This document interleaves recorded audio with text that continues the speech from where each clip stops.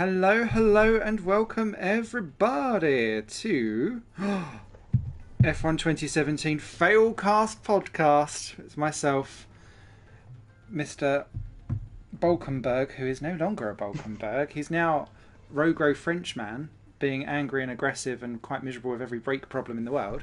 Alongside me, our taco friend has got some balls to suck. How you doing? Yeah, suck my balls, honey. It's good to be back. It's good to be back. It's always good to do a new season. Definitely. Extra hype, extra excitement. We are this year... I feel like we need a drum roll to reveal our names before you can shout it out. Yeah, I can't do a drum roll with my mouth. What are we? The arseholes. Woohoo! The arseholes are in town. It's either that or half-arsed. We couldn't figure out the appropriate pun. I think it'll be the half-arsed holes by the time we've crashed out at like lap 2. I've even got the team wear. I dressed for the occasion. Ah, boo. I know someone that works at Haas F1 as well. His name's Cameron, and he will be turning in his grave at all of these Haas puns because I don't actually talk to him with normal language anymore. It's just half-arsed puns. So he's very bored of me now. It's the key to communication. There is. Just want to make a quick shout out. After yesterday's discussion about retro arrows, I am drinking Power Horse. Oh, is it? I didn't know that was still going. I didn't know it was still going either. I was in the supermarket today and I thought that looks familiar. And I remember mid-90s arrows, Power Horse. Oh, and I was just watching clips of Ricardo Rosset being told that he wasn't good for F1 as well. So that is proper timely. Loving it. Well, it's good to be brutally honest. Shall we get straight into things? Do some F1 news and opinion and whatever it is we do. Let's do it. So let's dive into this as well. Make sure we're all okay. So if people aren't familiar with the format of Failcast, if you're new, thank you so much for joining us. One of us this year with our new switch up is broadcasting on YouTube, which is me, High Plane Games, and then you've got Definitely Zero streaming live over on Twitch, so don't forget to follow both so you can switch between the cars depending on who's crashing where. But whilst we're driving ineptly, this is essentially a proper F1 podcast where we talk about news, views and opinions on past, present and future things, all to do with F1 and related topics. So don't expect too much talk about the game itself unless we're trying really hard or going horribly wrong. Expect more about F1 opinions. So that's what we'd like you to chat about. And don't forget you can pop your opinions in on the chats and we'll be able to comment on them live. Lovely. So what's first on your agenda today, Sir Definitely Zero? Well, I thought, should we talk about, did you see Quali in Belgium today? Should we go over that really quick? Yeah.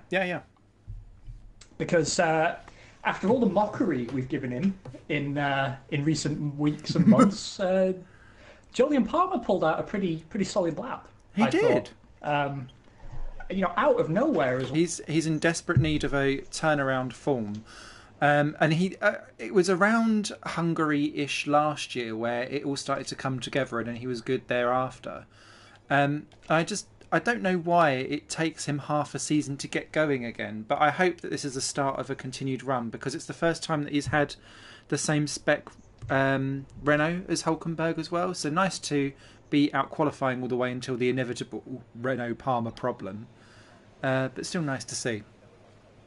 Well, it was the same. It was the same spec. Only his devil in the detail. His was slightly more on fire. But it was the same last year, wasn't it? It took him half a season to get through, and Elias has chimed in perfectly on key here. Ooh. That after 10 races, it's not good enough. No. Which is basically what I was going to bring up next. The fact that it's great, of course, for the team if he can start bringing in points in the second half of the season, but is it too little too late? I mean, Renault is a team with a lot of options. It is, and you can't... you can argue this year, probably more than last year, he's been horrifically unlucky and lacking a lot of track time.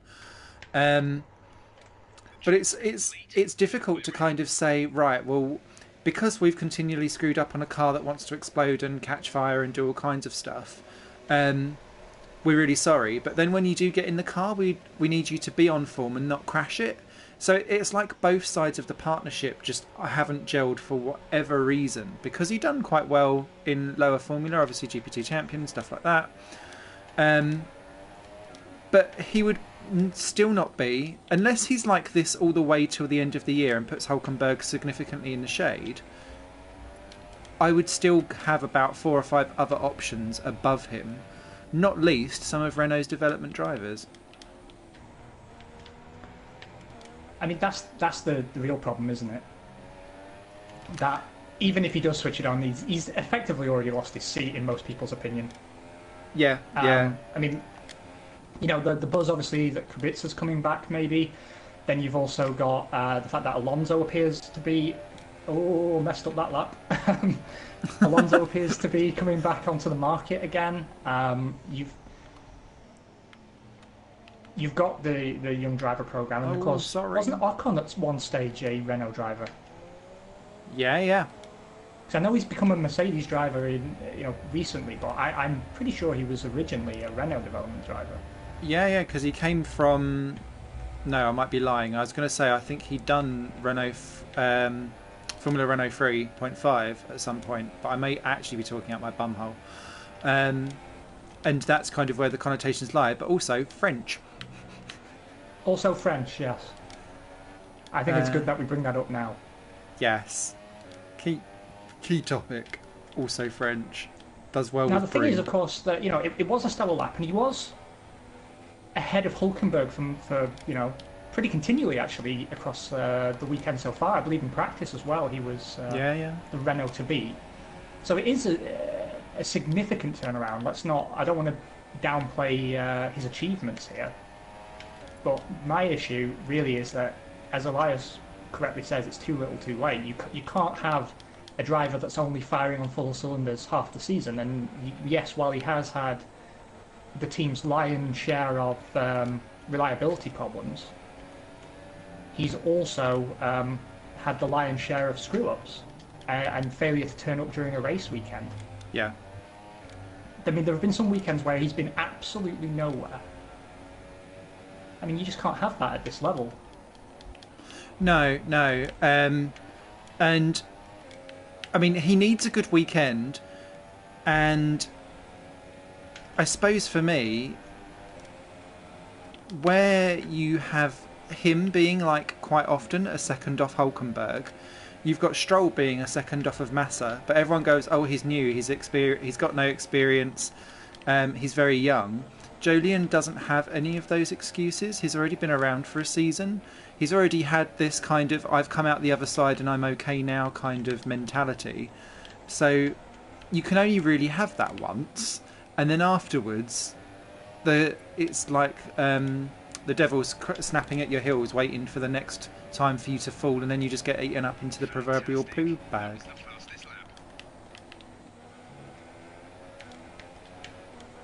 If that makes any sense. Now, someone else who was looking impressive but didn't really get a chance to show his full deck of cards today was Stoffel Van Dorn. Yes. First home Grand Prix for him as well. I thought he looked pretty solid, actually. He was beating Alonso quite comfortably. Yeah, I completely agree. He was. I liked the return of drafting between teammates. I feel like we haven't seen that since probably Monza last year, and it working successfully as well. So that was quite good. Shame that he wasn't able to show it. Then he's got a 65 place grid penalty, I believe. Anyway, did he go to 65? This has to stop, hasn't it? I just think there should be at some point where people just go, do you know what, we're not counting anymore. Because so one of the F1 websites that I use is GP Update, because there used to be an awesome forum on there, but they've taken it away now. And they were giving daily updates on what Stoffel's grid penalties were. So there was a different news article. So it started at 15, then it went to 30. Hulkenberg. Oh. Sorry, Hulkenberg decided to just stop, really. To just stop. No, I mean, my point is, it's been going on for a few seasons now. This ridiculous levels of punishment in terms of grid penalties. Now, of course, you can't have teams just changing components willy-nilly. I completely agree on that front. It doesn't do anyone any good to be having teams spending a vast amount of money changing components between every session. I completely see the point of having some sort of penalty in place to stop you doing that. However, I think there has to be allowances for reliability. I mean, we don't want to go back to the 90s where teams changed an engine just because. It was quite commonplace that you would have an engine for quali, take it out, strip it down, put a new engine in for the race, just simply to avoid any potential reliability problems. Like, that should never be happening. But if someone clearly has a component expire on them in practice or in quali, I don't see how it helps the sport or the teams to be punished for that further than the failure itself. Do you know what I mean? Do you not think grid penalties sometimes spice up a grid, or do you think that it actually gets in the way of a championship battle? Well, I mean, I'm not outright opposed to the idea of having penalties on the grid for the changing of components. What I'm against is excessive penalties. Maybe they should be capped at 5 places or 10 places, and it should always be dependent, I suppose, on what component we're talking and under what circumstances it was changed. The stewards should be able to utilise a little bit of discretion there. I mean, of course, that leaves it open to abuse, and we know how F1 likes to manipulate things in events to try and spice up the show. Yes. We know that happens. Let me check my tyre allocation here. I set a really good lap, actually. I could have gone faster, but I fluffed it because I'm me, and I always do. I've got another fresh set for Q1. Nice. You're 3 temps faster. Than you? Yeah. Ooh. You're faster in Smug face. sectors 1 and 3, and then I've got you in sector 2, but nice and close. Let's take a look here. I honestly thought you were going to wipe the floor with me this season because you are much more familiar with the PlayStation controller than I am. Raikkonen splits us on the super softs. I have to say though, this is the last season that I'll be watching F1 out of principle. Okay. Hello, Jay. That's a controversial opinion. That is a controversial opinion, Jay. Would you like to tell us why, so that we can then discuss it? Yeah, please qualify that. That'll take about a minute or two to come back, but I can already guess what the thing will be. I'm sure it's to do with a certain little angel headband. I mean, don't be wrong. The sport has its problems. I think Liberty Media are more prepared to address them than Bernie was. Oh yeah. But I still think it's such a big enterprise. I still think it's going to be slow to turn. Like turning a container ship. Yeah.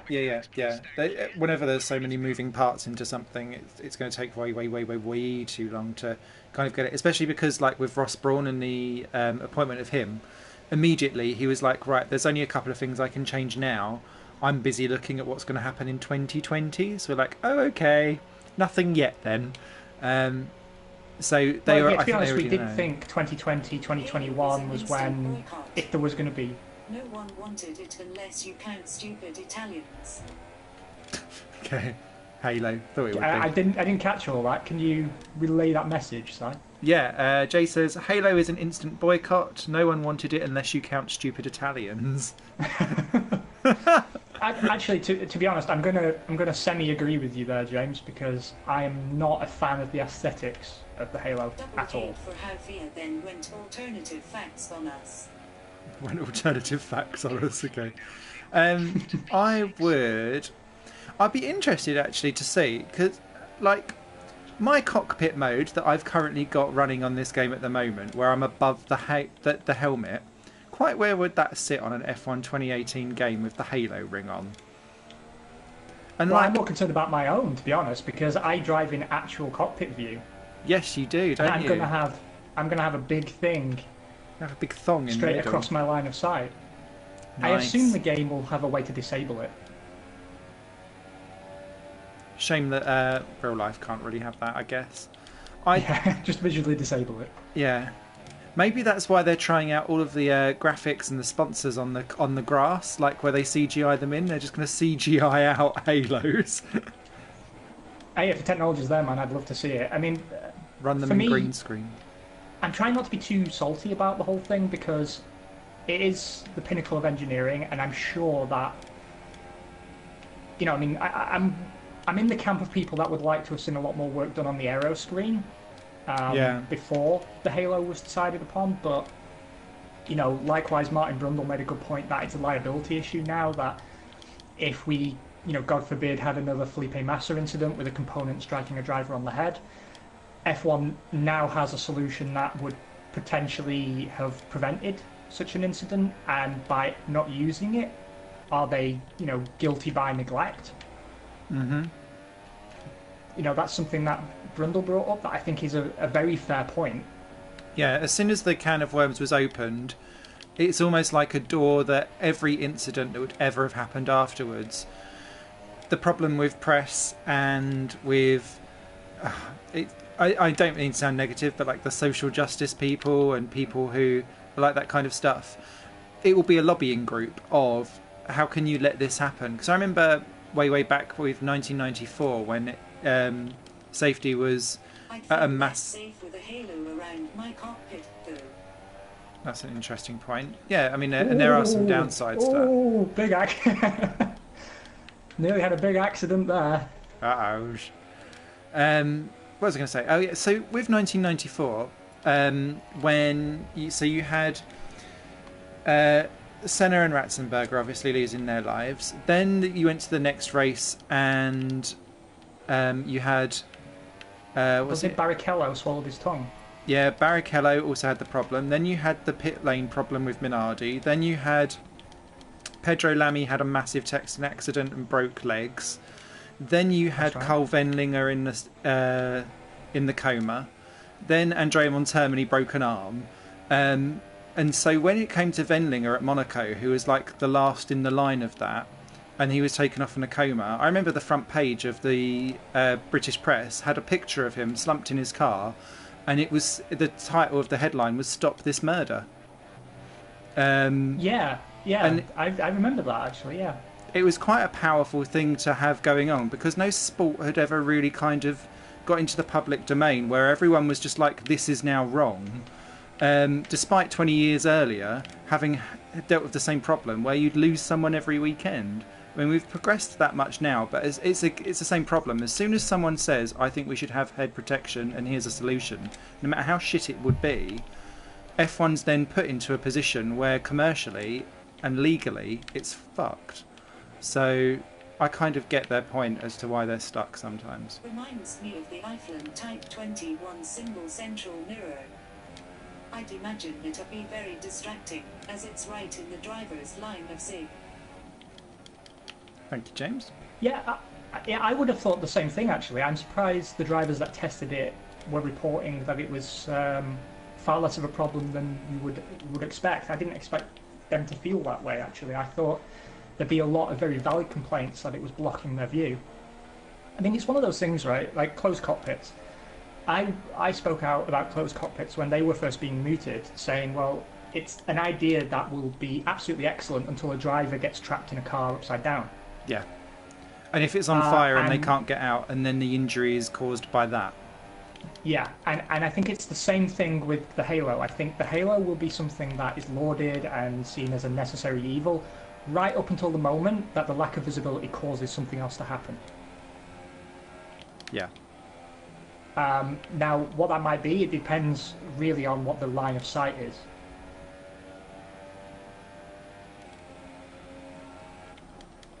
Yeah, no, I completely agree. And it's interesting to hear the current F1 drivers and how split they are on the decision, and how some people are still saying quite aggressively, notably the Haas guys, that they don't like it at all. In fact, I'm sure that would have been another time to shout out the "suck my balls" moment for K-Mags. Shots for sucking. Actually, I just want to say, Elias has made a good point that if you think about it, a driver's not always looking completely straight in the car because they look towards the apex. And I guess his point is that as the halo structure joins the structure of the remainder of the car, that actually it could block. Yeah, that's a good point. That is a good point, but also I think that the first driver that does boycott is a driver that very quickly finds himself without a team. Yeah, it's too commercial to go out. I mean, when was the last time that a driver actually boycotted anything at all? The only thing I can think of is when Prost came into the pits at the end of the really wet Australian race and was like, "I'm not doing that." Yeah, I mean, it's been a long time since anything like that's happened. Yeah. And the driver can never outrun the team. Remember Indy 2005, Coulthard, I want to race if it's my decision. And they was like, no, come in. It's legally, you're screwed. Yeah, true. Just want to say we're being far too competitive. Yeah, we are. Second and third, that is a disgrace. That is a disgrace. Mind you, we've yet to have to chain more than one lap together. Well, to be honest, I don't feel too bad about it because given how nervous I am around other cars in this version of the game, that if I can have a front row start, then I'll absolutely take it. Nice. Also, what the hell happened there that we are suddenly 6th and 8th? Oh, is that where it's quickly done, like everyone going across the line at the end? Yeah, I thought it would do. That's happened quite a few times for me.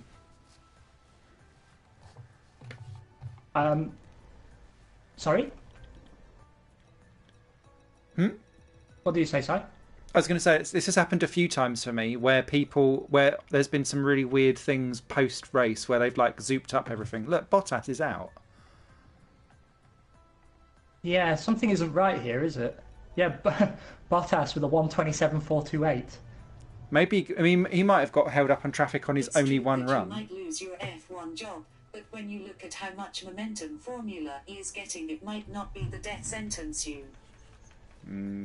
That is very true, actually. We talked about this last season. You make a very good point, because my concern was that, fuel is going to run out. It just is. And eventually Formula One will need to move to a different source of power. And Formula E is already moving into that position as the pinnacle of engineering in terms of electric. Times are back. Yeah. Formula E. I feel like Formula E maybe happened about 2 years too early for its own good, but now it's actually perfectly positioned to be proper naughty and cause Formula One a real problem because they're too busy dilly-dallying. Their move towards hybrid is interesting. They need to up the engineering side of Formula E. I think there's still too much stock material in the cars, but it always was their strategy, year on year to sort of build it out to the point you became a full constructor over time rather than in the short term. I've got to say, I've got a lot of love for Formula E. I've seen 2 races live. Went down to the events. I thought they were very reasonably priced. They were very family friendly. A lot going on, good support. Actually, the last one I was at was supported by a demonstration of Robo Race, which seems to me the most pointless innovation in motorsport. I don't think anybody will watch autonomous unmanned racing. At least that's the impression I get. But Formula E, I think, has the potential to really cause trouble for Formula One going forward, unless Formula One finds a niche in a different way. Like hydrogen fuel was a few years back a very interesting powertrain concept that hasn't really been developed yet. I'd like to see that actually. I think there's no point fighting between the series for control over battery power, but if you could have hydrogen fuel cell Formula One, that's an option. It back, though. Stupid rules. Oh yeah, I agree. I think there are definitely some stupid rules. Yeah, get rid of the time limit for people jumping between cars, because if we have to jump between cars, I want to see drivers literally having to ballerina it out and stack it, trying to get back in the car. Like having a proper Taki Inoue moment where he runs himself over his own car trying to get out of it or something like that. Yeah, more of that, please. I think what I'd like to see is a few slightly overweight Formula E drivers. Yes. I think there's definitely entertainment value to be found through drivers sort of being a little bit chubby and not being able to get their hands over the steering over the steering wheel to undo their own buckles. I'm totally into that. I'd quite like to see, I don't know, like an elderly Formula E Motability car where you get like Alan Jones and Nigel Mansell have all like come back over time, and then like I don't know, Mansell has to get out his moustache to like block people. Didn't they bring something similar to that back a few years ago? Wasn't there something Formula like Formula Masters. Masters? Yeah. I would have watched that if I'd known it was on. When it was on. Yeah, I think now ITV 97, the YouTube channel, whatever its current name is, still has one or two of those races up because it only lasted for 2 seasons, and in the second season hardly any of the races went ahead because it just didn't do very well. But yeah, it was fun. I can't understand that. I would have thought that would be something genuinely worth watching. Although it could be like, you know, watching one of your favourite 80s or 90s rock bands, and you know they're just tired in the shadow of the former selves. Like Engelbert Humperdinck being ruled out on like, I don't know, a defibrillator. Spanish eyes. Like keels over, dies on stage. I tell you what, who's being wheeled out for another year. Segue. Kimi Räikkönen, 2018. Yeah, let's get on to that. Actually, that was another on my topic list for the day. Let me get your hot take on that decision. Predictably boring, but not necessary. But they were never going to put Charles Leclerc in there, as much as I'd love them to have. They're not going to put Rogro in there because he's going to upset the balance of our favourite Sebastian Vettel, who clearly wants someone who's a dependable number 2 who can keep him honest but not necessarily beat him. And I think Romain Grosjean is actually showing with his frustration at Haas and their brakes that he's not ready for a top team. So it kind of makes them go, right, we'll have a dependable 1 year, we'll put Charles Leclerc in a Sauber for 2018, providing he blows whoever's in that other seat away. Shit. He'll be back for 2019, and then Raikkonen will go. I'm going to have to do another lap because I fluffed that at the end. I went out onto the gravel and nearly lost it. No, that's exactly what I said, actually. There was absolutely no way Leclerc was going to end up in that Ferrari. Because, you know, since when have Ferrari taken young drivers? Yeah. That said, I am a little bit surprised that they've chosen to keep Kimi, or at least that Kimi hasn't retired of his own volition. Now, you and I have been trying to force him into retirement for about 3 seasons now, and it's not because we don't love the guy. It's that Ferrari always seems to suck the oxygen out of him. Yeah. You know what I mean? His fire goes out a bit there, doesn't it? And they've clearly shown this year that he's not going to be allowed to win if they can help it.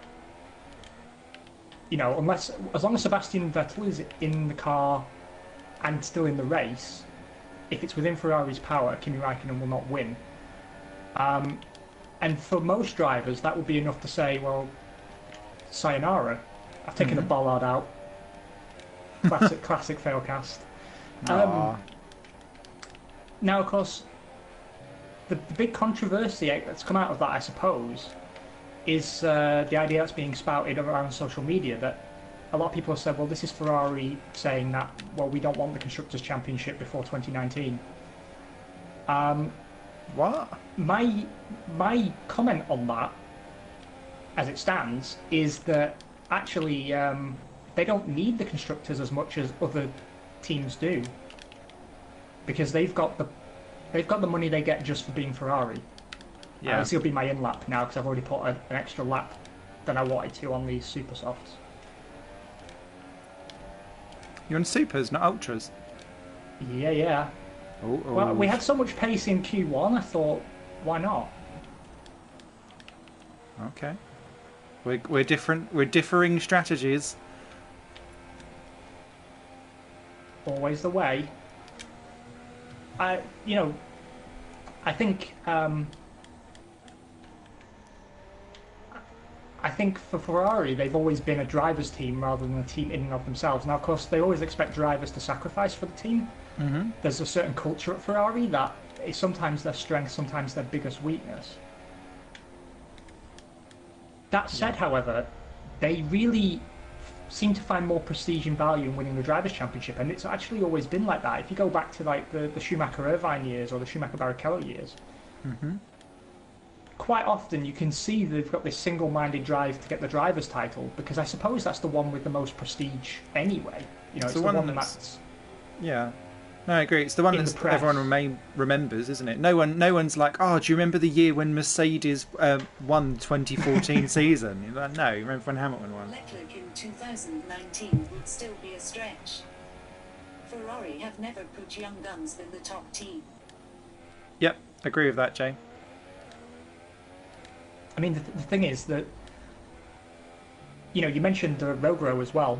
He's got to be feeling pretty fucking annoyed, hasn't he? Because, you know, the rumour was long that he agreed to go to Haas on the understanding that it was a potential door into Ferrari. Likewise, 2 seasons ago now, it was said that Perez had an under-the-table deal to replace Kimi.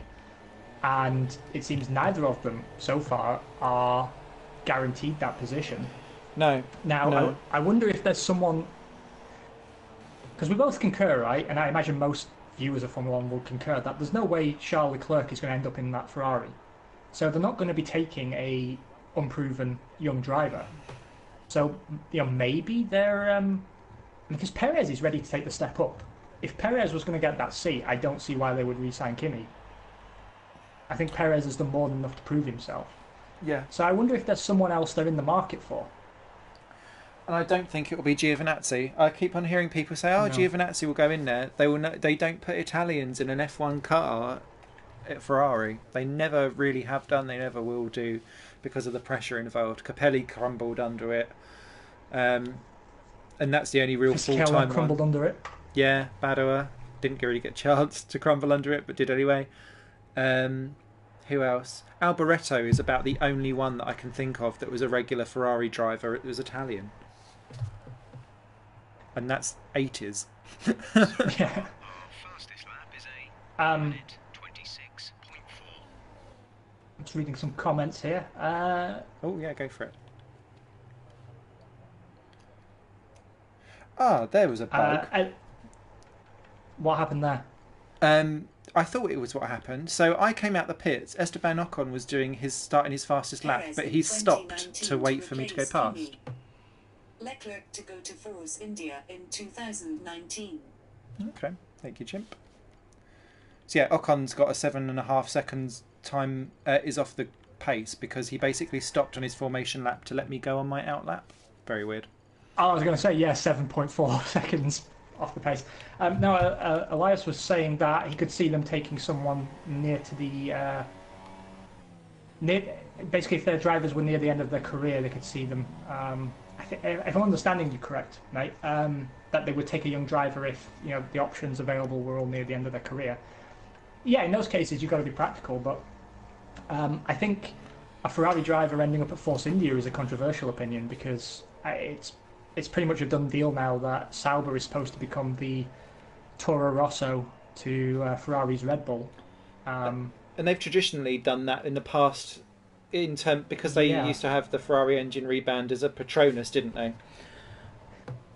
They did. One year they actually ran essentially a Ferrari chassis, as I recall. Yeah.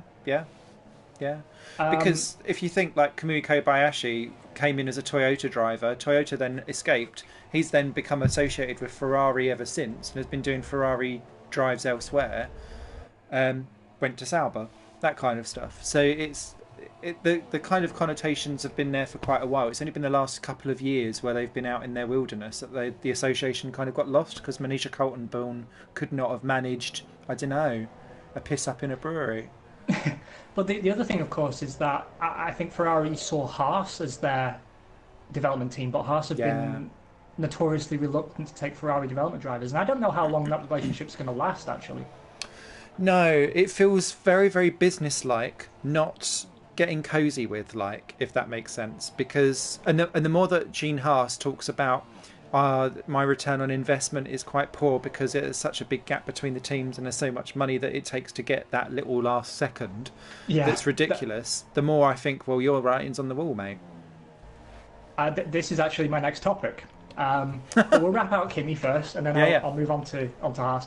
Do you think we're safe? I'm not confident.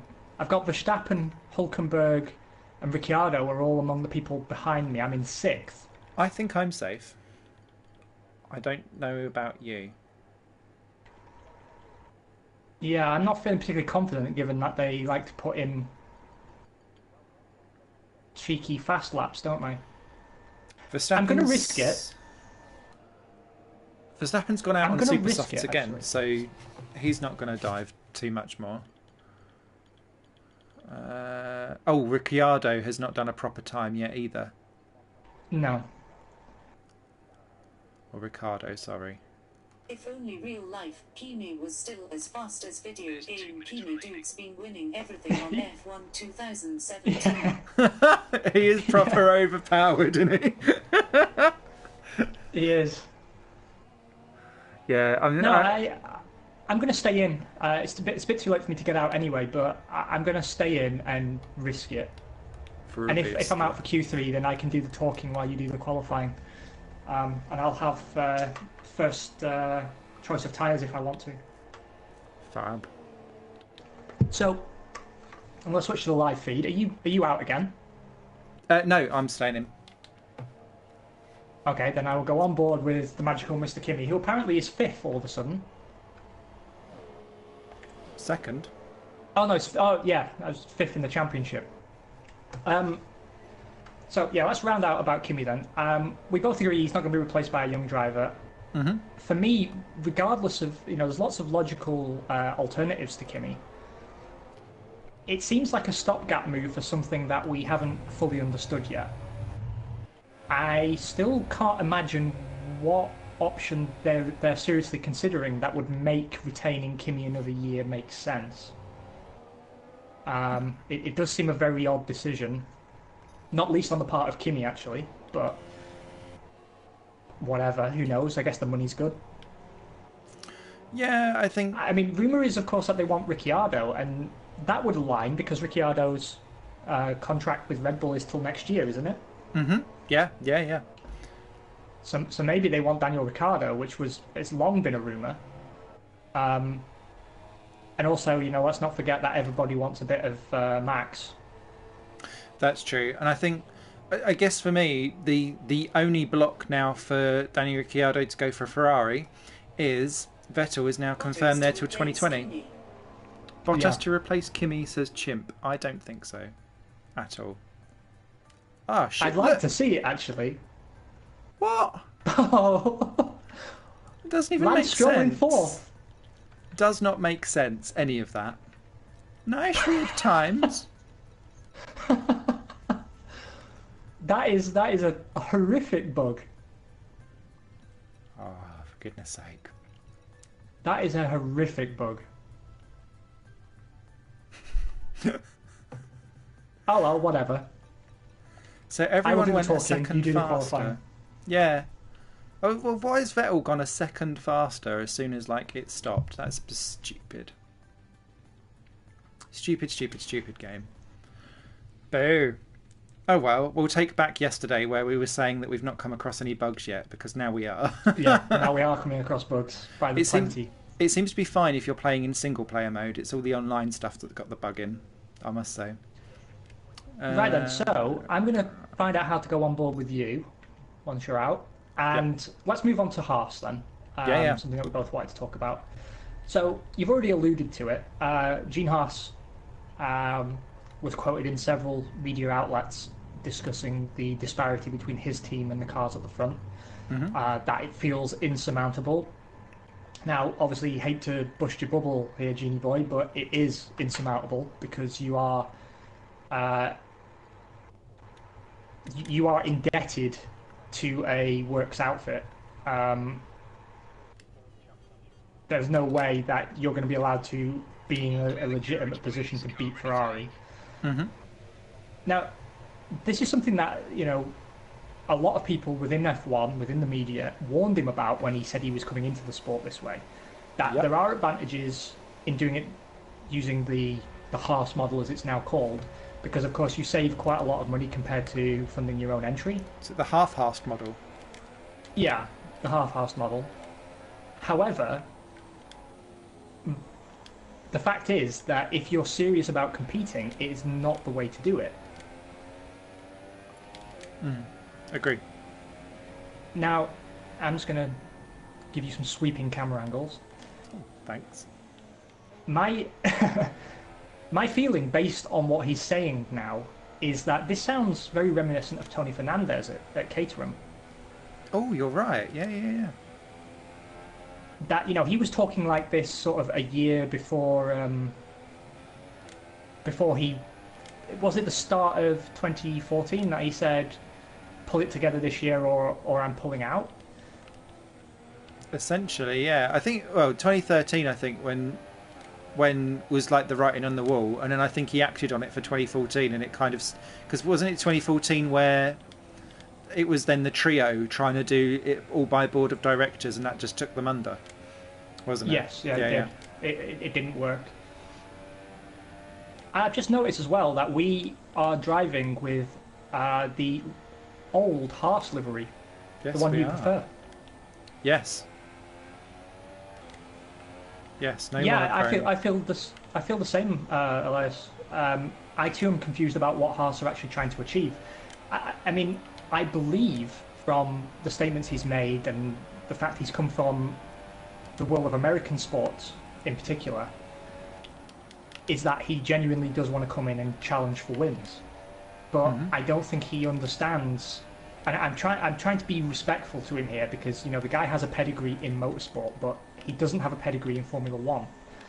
And I don't want to patronise him, but I get the feeling that he didn't really fully comprehend how Formula One differs from something like IndyCar. Because in IndyCar, the kind of relationships he has with Ferrari are commonplace. You know, you have your chassis built by Dallara, and you have your powertrain built by one of the official suppliers, and you can win on your own back. Formula One's never been that way, and I don't know how he thought it would go, basically buying everything off the shelf from Dallara and Ferrari. Now, it's gone better than Simon and I credited him with, to be fair, because we thought buying a Dallara chassis and someone else's powertrain was ultimately going to prove uncompetitive. Historically, it's never been a good plan. But credit where it's due, you know, Haas have had they had a very strong first season. They've not disgraced themselves at any point. But from his comments, I do get the feeling that maybe the bills are starting to rack up, and he's not entirely convinced that this investment's going to work out the way that he'd hoped. It does again sound very reminiscent of Tony Fernandez with Caterham, that the bills were coming in, he thought that maybe the costs were too high, that the gap to the front was too large, it was insurmountable, and in the end he wound down the operation. I always saw Haas as a temporary project anyway. I think anyone who comes into F1, even using the Haas model, with too much of a business mindset, is going to end up being ultimately disappointed. There's very few F1 teams that, without the difference made up by sponsorship, are actually capable of sustaining themselves. You know, you've got McLaren, Williams, Ferrari, Red Bull, who provide services and goods in different capacities that actually underwrite a large proportion of the company. You know, Williams Advanced Engineering, they actually are a profitable business. McLaren is doing incredibly well in the automotive world at the moment. Additionally, they sell a lot of technology externally. I believe they provide quite a lot of components for Formula E, actually. Yes. So there's like a solid engineering business underneath.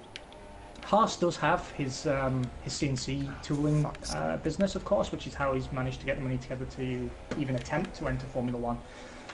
But I don't see the direct link to his business and Formula One that you see with stuff like Williams Advanced Engineering or McLaren, where there is crossover. It reminds... Like reminds me a little bit of. Do you remember when Paul Stoddard came in and was like, "Hey, I'm going to sponsor Minardi with my European aviation plane business," where there's no particular crossover either, and that confused me. And you're completely right about that whole stock relationship that you have in America, because when you look at NASCAR and IndyCar, the two biggest brands of motorsport that's over there, everything is based off of stock products that you then spend what little budget that you do have tweaking little bits. And I think what he's misunderstood is the amount of money spent in Formula One and European circuits that are not stock based that gets you that little bit of an advantage, because everyone in IndyCar and NASCAR, it's just like split seconds of hundredths, not tenths or a second. It's what it's like in F1, and the value of difference. I think for me, where Haas will come a cropper is where F1 then goes pay to view completely, and then you've got to wonder. You've then got to wonder what the return on investment is for a shrunk audience when you can meet the same kind of audience potentially with IndyCar and NASCAR combined for a fraction of the budget. Yeah, I mean that's also another good point. I don't know necessarily that the benefit in terms of advertising on his own cars that he's getting is actually worth what it costs.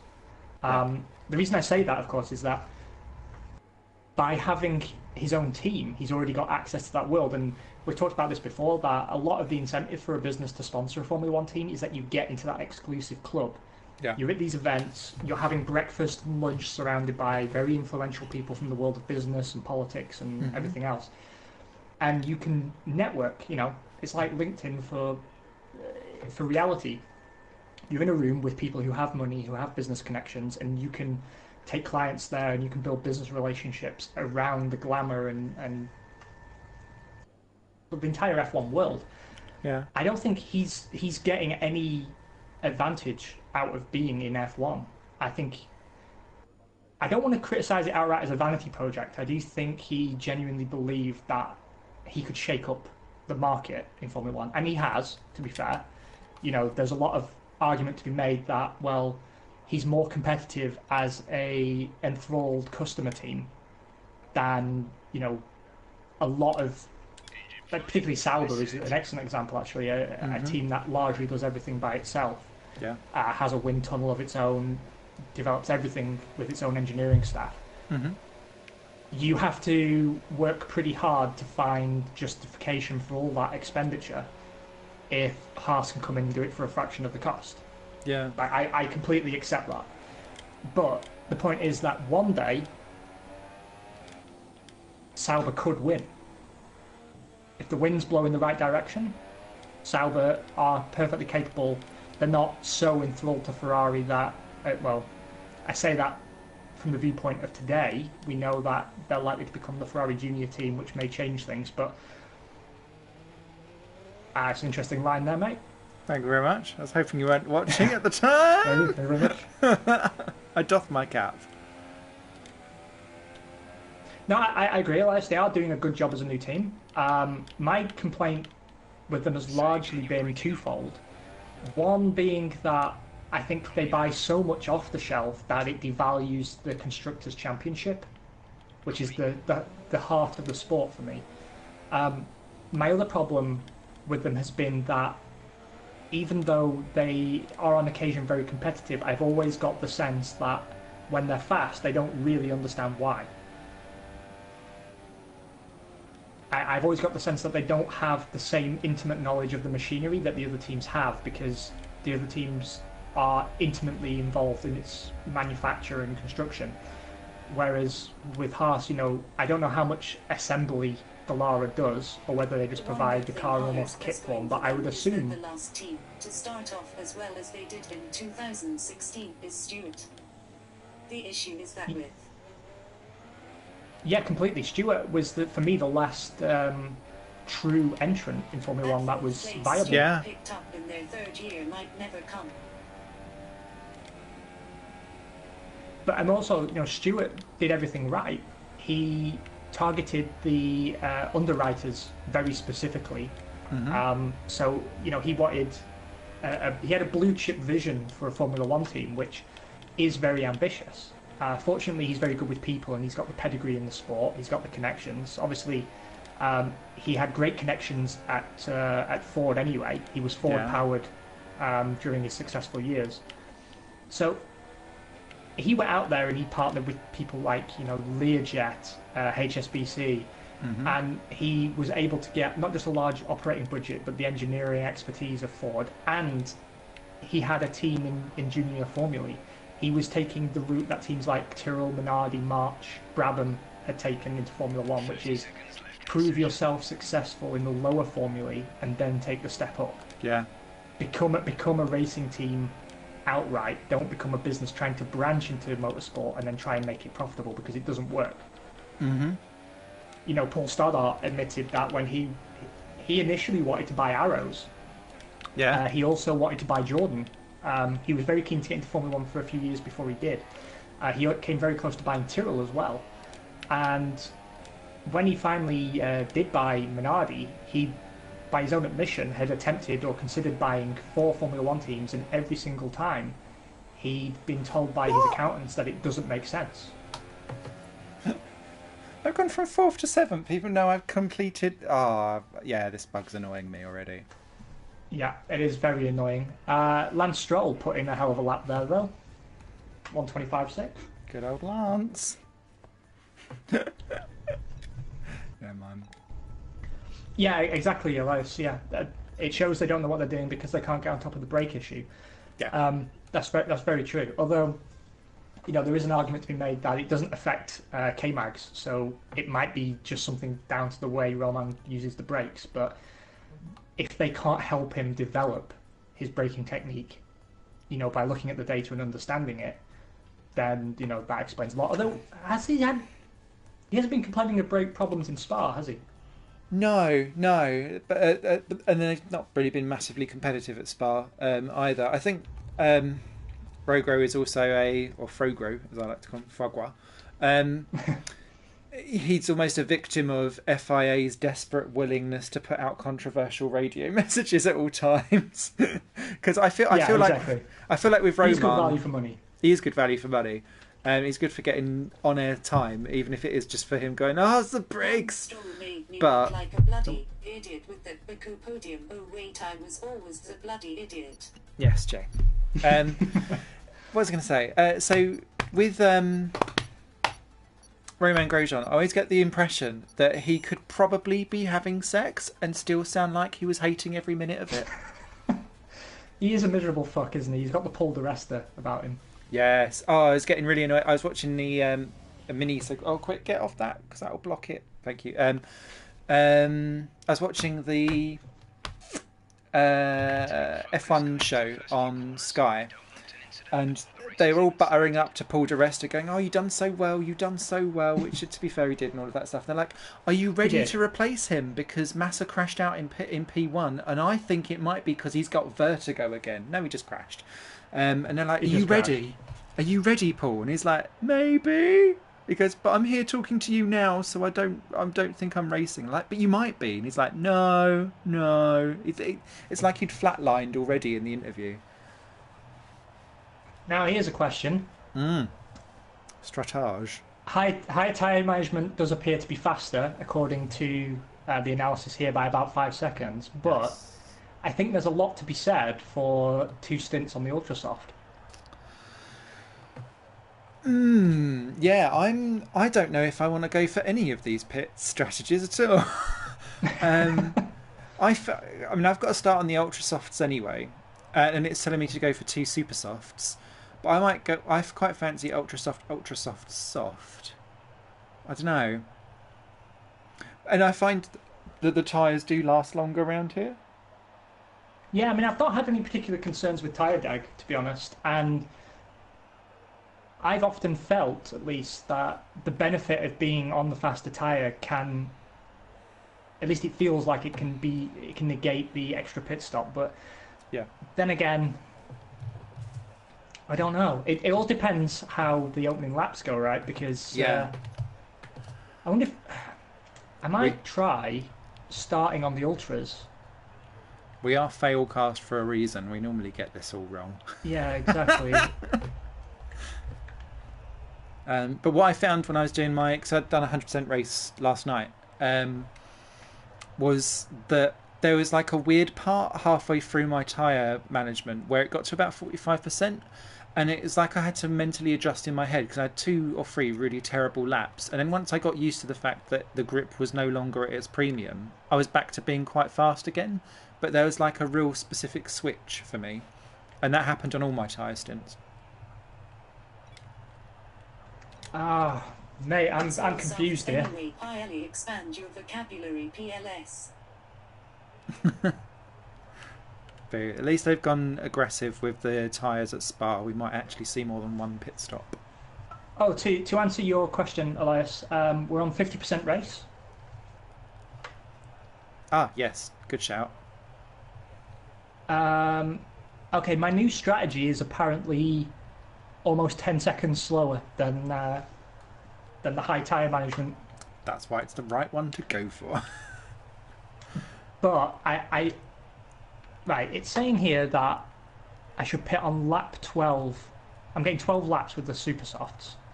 So if I go ultra soft,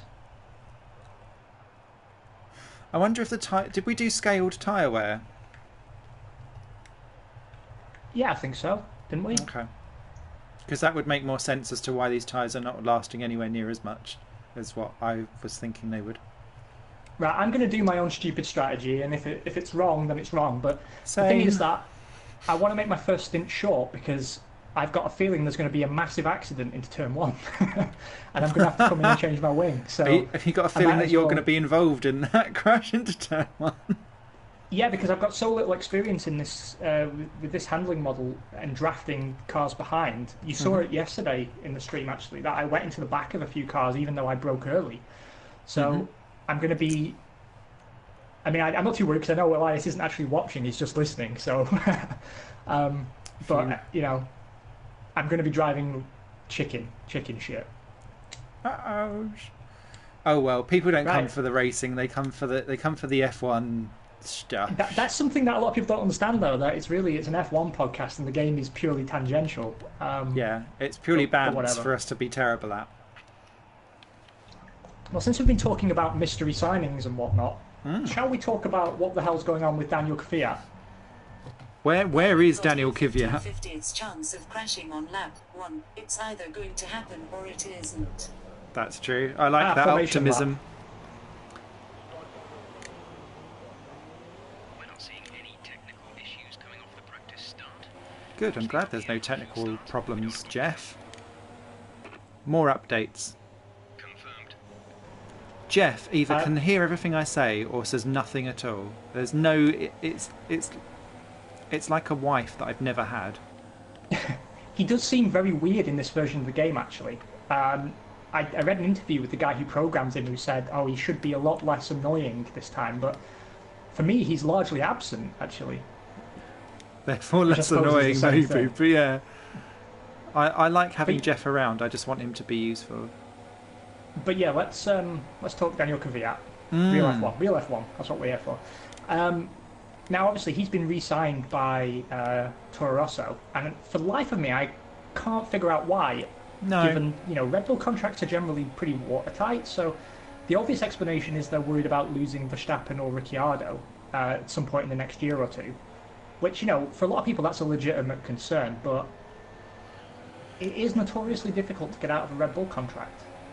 And I don't see what benefit they gain necessarily by keeping Kvyat and leaving Gasly out in the cold. No, and surely if you're going to be losing one of your top drivers potentially, you want your 2 best young guns in the Toro Rosso so you can decide who's replacing them. Yeah, I guess for me, if they're thinking that, especially I think the Ricciardo to Ferrari being probably the most likely of the 2 that go, I suppose, is that Sainz is the one that gets the auto replacement up, so long as Toro Rosso actually will still like him, because he's like the child that's been locked in the cupboard under the stairs in some kind of weird mid-afternoon Sunday Channel 5 drama show, If they actually give him the benefit of the doubt and brought him up, I suppose whoever they bring in, they need to put up against Kvyat to ensure that they beat him so that Kvyat then goes. That's about the only reason why I can think, because Kvyat has been so anonymous for me this year, despite some good drives, but they're not translating to anything point-worthy, whereas Sainz is having the Battle of the Spaniards every weekend and getting points home when he can bring it home. And it's been... I was annoyed that he... Well, not annoyed that he got the seat, but I understood why. But he's just not justified it at all for me. No, he hasn't. Although I did read in Autosport that actually his super time compared to Sainz is actually very marginal. So he does have the pace. Oh, sorry, Stroll. Oh, there's a big crash behind me. And it wasn't me. Yeah, it's taken my front wing. Oh, no. Hamilton, Vettel, Raikkonen, me and Stroll were the only 5 that got through that. Lance for a podium. And now my brakes are all shot again and I can't turn properly. Oh no. Failcast for a reason. Yeah, but this time it wasn't actually our fault. Like, Alonso drove into me twice while we stood still, which is pretty impressive. Kvyat's been the opposite of anonymous this year, though. Mostly due to crashes. Do you think he's Kvyat actually off the back of that comment? Sorry, I can't see who's typed that in because I was going into the chicane. Do you think he's earned the reputation rightly of being the Russian missile? Yeah, I do. Right, I have to cut that corner. I'm coming in. This car's undrivable without this wing. Oh no, dude. Confirm change. That's my race over, guys. You can't recover from a first lap pit stop, in my humble opinion. There might be a safety car yet, you never know. Elias was asking which positions we are in. I am in 14th, but I'm about to pit. Where are you, Si? I am 4th. I hate you a little bit. It's okay. Teammate is in the pits. No one else is, though. I'm surprised. There was some pretty big coming together there.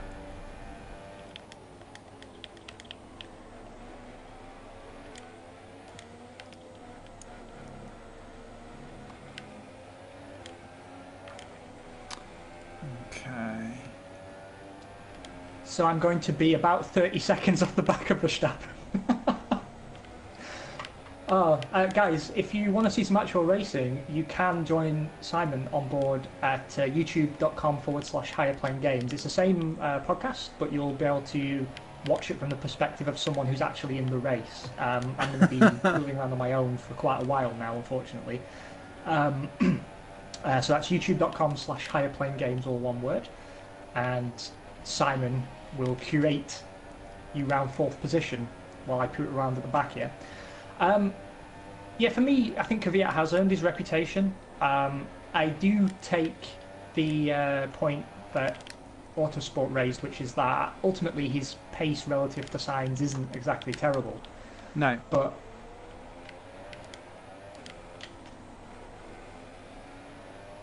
ultimately, he does feel like dead weight. The same way Palmer's felt like dead weight. Mm. DRS is now enabled. Will be available to use when you are within 1 second. Now, Elias mentioned that he should get out of the Red Bull shadow and maybe try and find himself again. I agree with that, but Yeah. I don't think he's really got anywhere to go. I think his reputation is so sullied. I think Kvyat Yeah. got it rough. Rougher than Jeff even. The freak demotion sapped everything out of him. Yeah, I mean, the demotion doesn't help.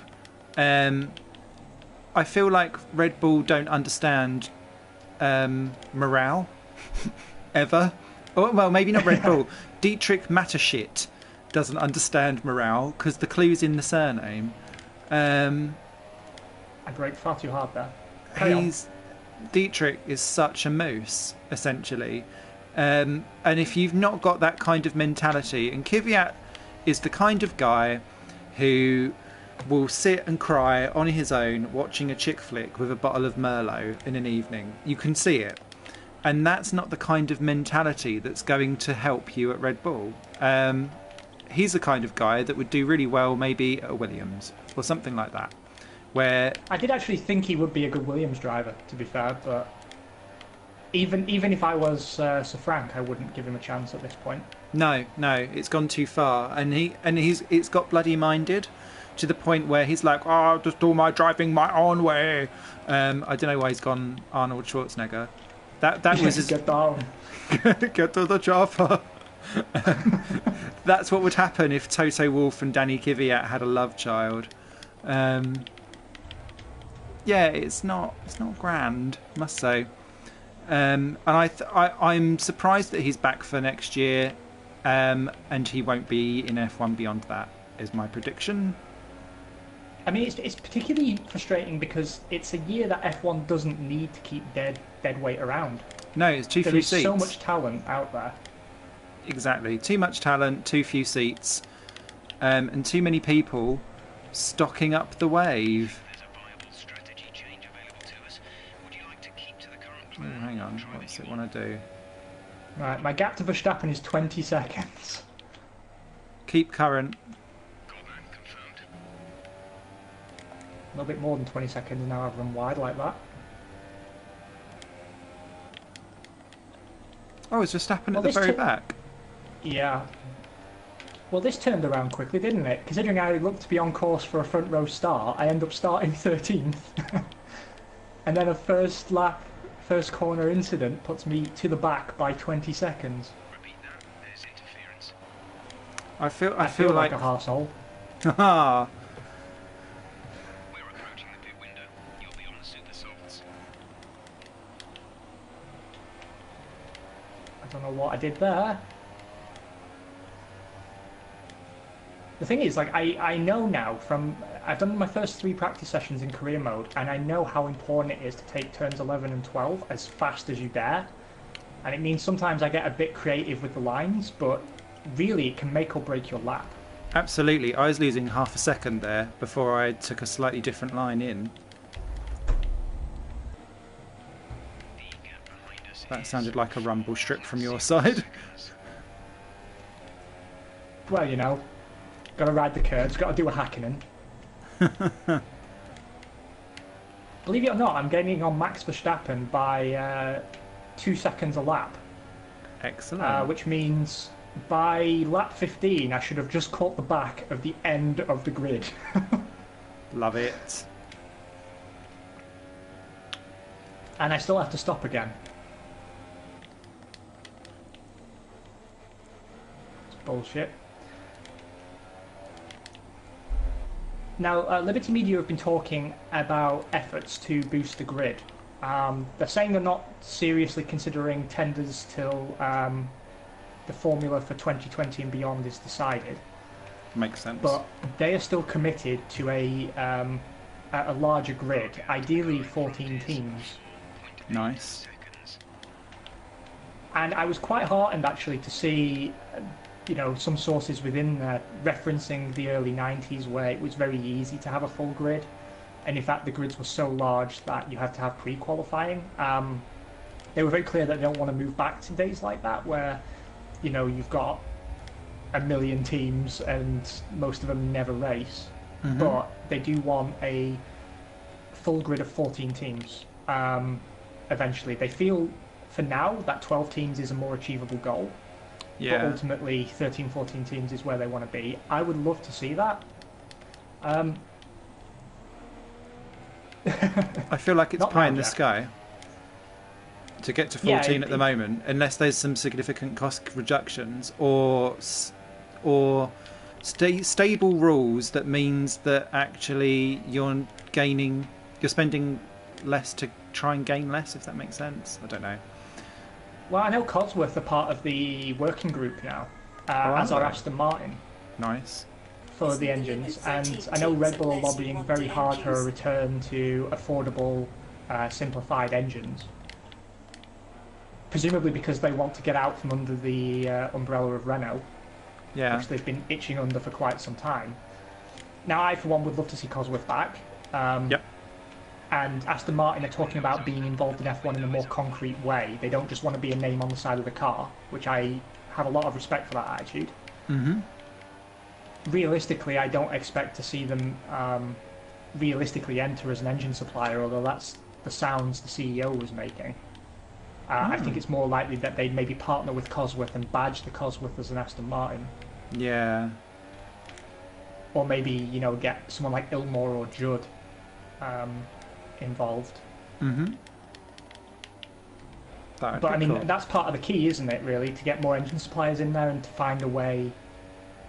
I mean, I think we're very quick to dismiss the idea that F1 can sort of become big and sustainable, but at the same time, if you look back to particularly the mid to late 90s, where we had a full grid, but we also had a ridiculous number of engine suppliers that were all viable.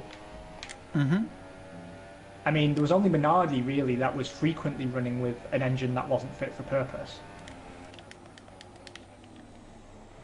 I mean, if you think back to sort of 98, 99, you know, Ford was perfectly viable. There was no shame in having a Mugen Honda unit. There was nothing about a Peugeot in particular that would hamper a team.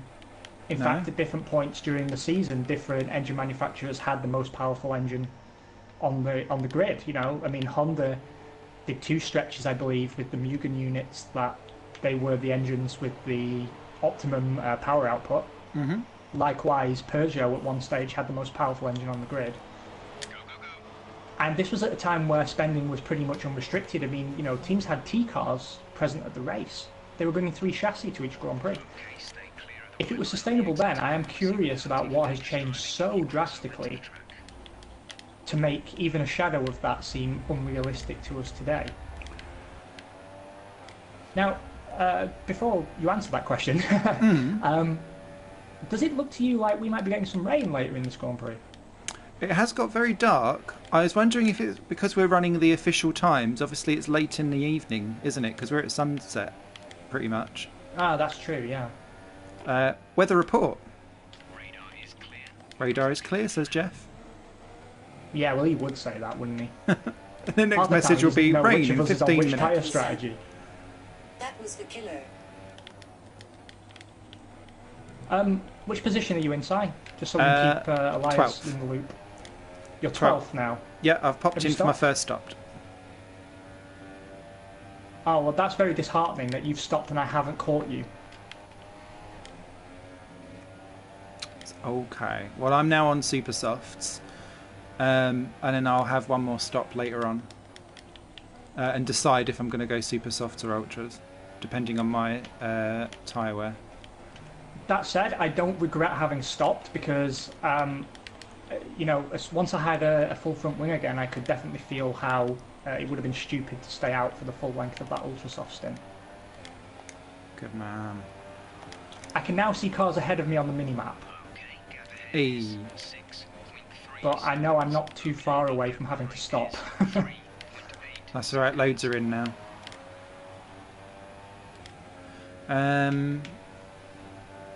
So, hybrid technology, because F1 adopted it so early, and it's very much like a conceptual design, is really expensive. So that's why I think T-cars have kind of become a thing.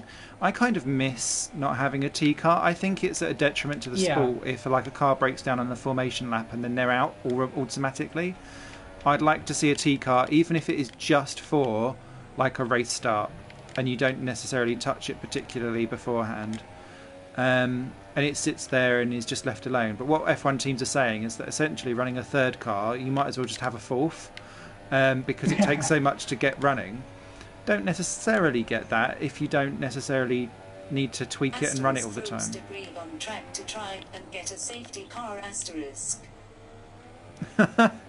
What is this, NASCAR? We're not. Someone's suggesting we should throw debris on track to get a safety car to get you in. I'm actually now 19th and I'm behind one Mr. Nico Hulkenberg. Oh, who did you overtake? Kvyat, but only because he stopped. Ah, he was just in front of me when he came in.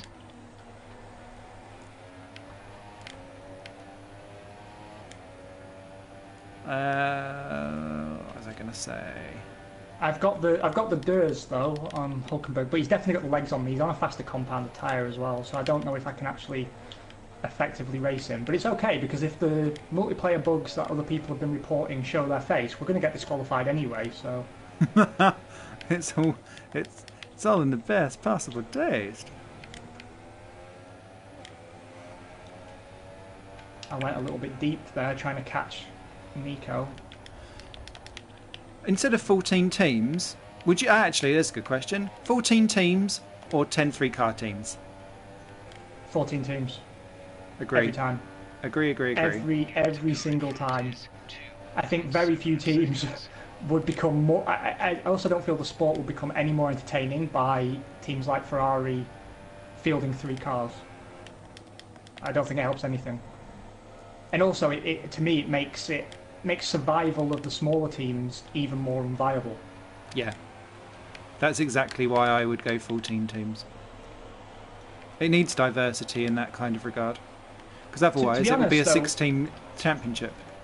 Oh, that was very naughty of me. It was an illegal overtake, and it was as well. But go through then, you twat. Ooh, Perez has pitted and put on the softs. He's going to try and go to the end. Damn it. The AI is a little bit funny there. I backed off to let Hulkenberg back through, but because I slowed down on the racing line, which to be fair was my fault, he just sat behind me, and I was still going to get the penalties. So all that work I did catching the cars in front is now moot. No. But again, once I'm following cars in front, it's strange. The game really does simulate the drafting effect, doesn't it? And Yeah. suddenly my brakes don't do anything. And I had to go on the grass to avoid a collision. And because of that, I got an illegal overtake, which, it was. There's no doubt about it. The drafting effect is real in this game. And simulated very well between... fastest of anybody through Sector 1. Oh, so did I. You must be in a charge, sir. I am, because I don't want to finish last. You can do it, dude. You can do it. Right, I'm in a tricky... And the thing is, apart from that one incident there, I actually feel like I'm driving okay. I'm being pretty clean this Grand Prix.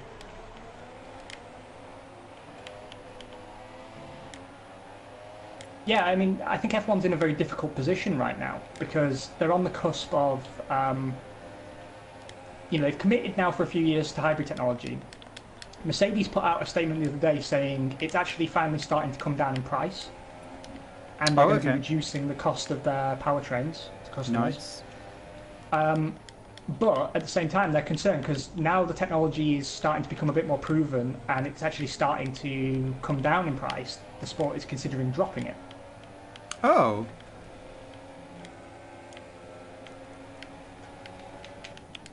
Pascal Wehrlein is holding up Nico Hulkenberg, which is a knock on the door of opportunity for your old pal Esteban. Is it getting taco time? Absolutely. Well, I've just got round Bottas and Massa. Next up for me is Carlos Sainz. To be fair, Hulkenberg did fight me very cleanly there.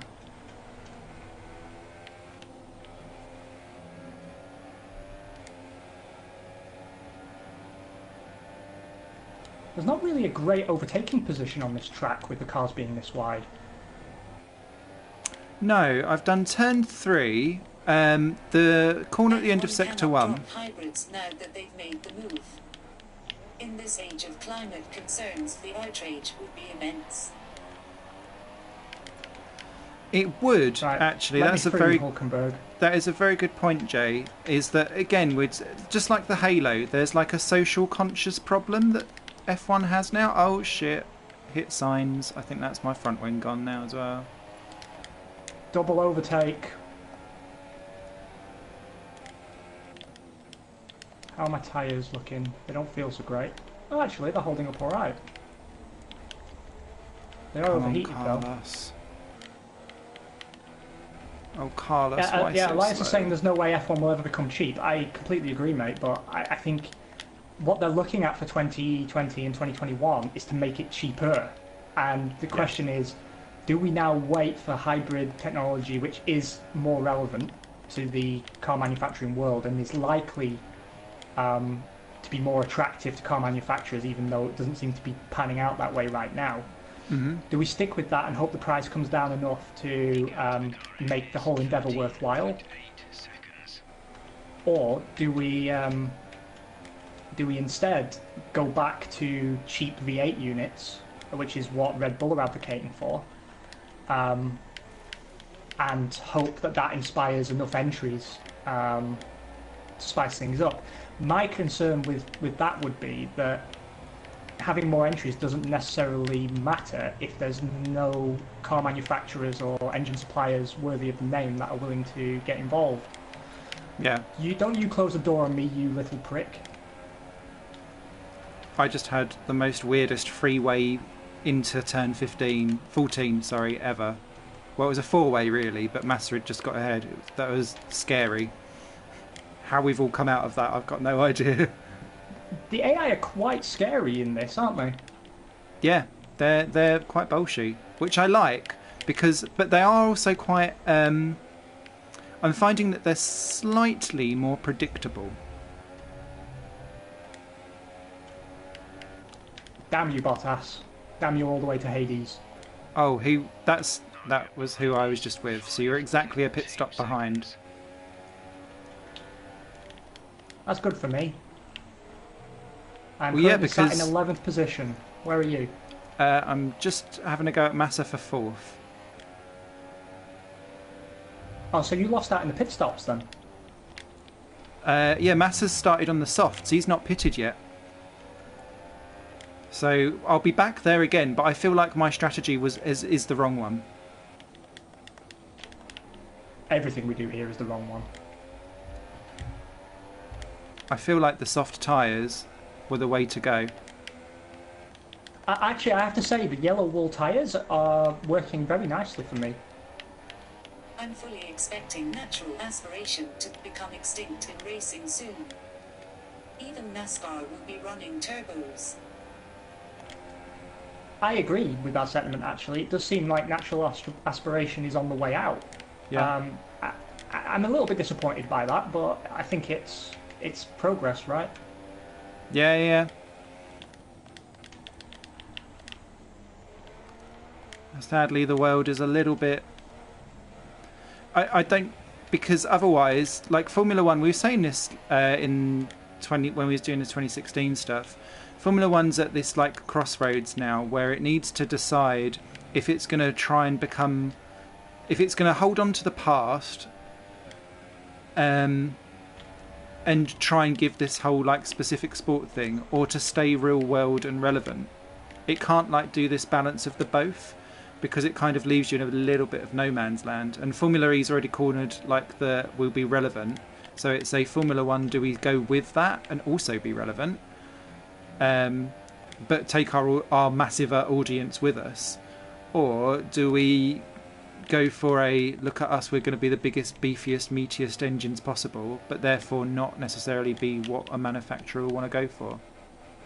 Yeah, I mean, I still see a lot of people advocating for return to V8s or even V10s or V12s. And don't be wrong, I love them as much as the next man, but I think you would be ultimately dooming the sport. I mean, no one sits here and says, oh, wow, those quiet V6 hybrid turbo units really do spice the show up. You know, they are super exciting, aren't they? Look at all the buttons you have to press on the steering wheel.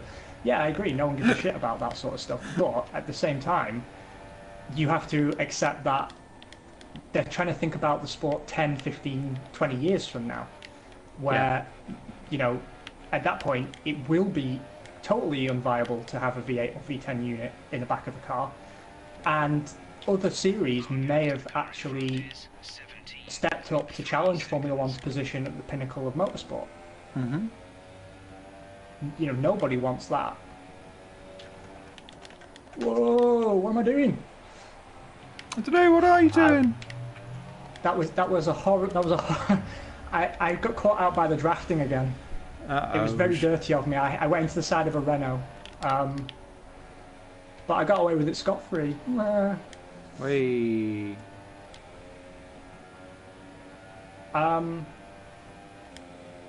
I do admire the V6 Yeah, is for I being agree, so well Elias, actually. Yeah, the engineered and prize money never does saw have to be appeal of distributed using differently. my I think hearing Liberty cloud Media are losses. more willing than most people in Formula One's senior positions historically Went to a drag to take a meet look at that. once. But at the same time, Had to cover my ears that's a every run. period of turbulent change, isn't it? Because you do risk upsetting some of the more established teams. The heritage payments, for example. I think there's a moral argument to be made for taking a look at those and removing them, but at the same time, that would possibly put teams like Williams at risk. It would upset the balance again of Formula One, and you might see some teams take their balls and go home. Suck my balls, honey. Sure. Yeah, had to get one in. So,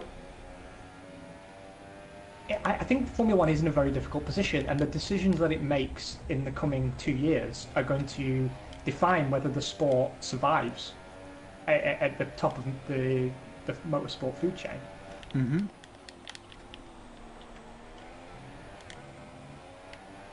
No, completely agree. Completely agree. And I know everyone, like the interwebs, does like to make a drama of, oh, it's this next decision will be crucial to its survival. But when you look at where the world is going, just in general, in terms of motors, sustainable fuels, fossil fuels being like considerably told it's bad, I feel, and basically whatever Trump does is then, or whatever Trump then says is like hell for the rest of the world. You're right, because there's such a it's an interesting political landscape to take a look at Formula One outside of Formula One, if that makes sense. Because I don't feel like real world politics has ever played such a huge part in a sport before, like in our Formula One on this scale. Well, I mean, that's actually a very good point, right? Because Formula One is at the whim of a lot of the suppliers, right? And if it becomes very strongly politically and economically disincentivized to produce thirsty engines or to be using fossil fuels, then there's no need to refine that technology within the world of motorsport anymore. No. And it doesn't matter how fun or exciting racing with naturally aspirated V10 units is. It's just not going to be something that any company has interest in doing. Mm-hmm. And, you know, I agree with you. There are a lot of people who like to play Doommonger and be very dramatic, but this is one of the very rare occasions that, you know, like the old Concorde disagreements in the mid-2000s, it is an event that's so significant for the sport that it really does matter which road Formula One chooses to take in the next few years. Mm-hmm. Okay. I'm going to do one more lap and then I'm going to come in. So I don't like the way those tyre percentages are winking at me. I think anything over 50%, you actually start to get a little bit nervous. I've not gone with the tyre. I've not played with a tyre run to see when it pops. So my left front has just hit 50%. I was going to pit this lamp as well, but I think we're significantly far enough apart to be all right. Yeah. Ultra softs. Oh, someone's getting a bit racy up in here. Having a competitive moment. Just the one. Got Hamilton behind me, currently sitting in second, but I do need to pit. Are you first? No, I'm second. But what are you doing? But Shame, Simon. Raikkonen and Hamilton have done their final stops and are right up my jacksie. So, are you in the pits now or not? No, I stayed out. I've realised that I can probably make these tyres last till lap 22 and then slam on the ultras. See, that's what I've just done, is basically go 2 laps past my pit box and then switch to ultras. Because I'm going to come in now and do 9 on the ultras. Elias says, get back where you belong, Simon. I couldn't agree with that sentiment anymore. I'm sorry.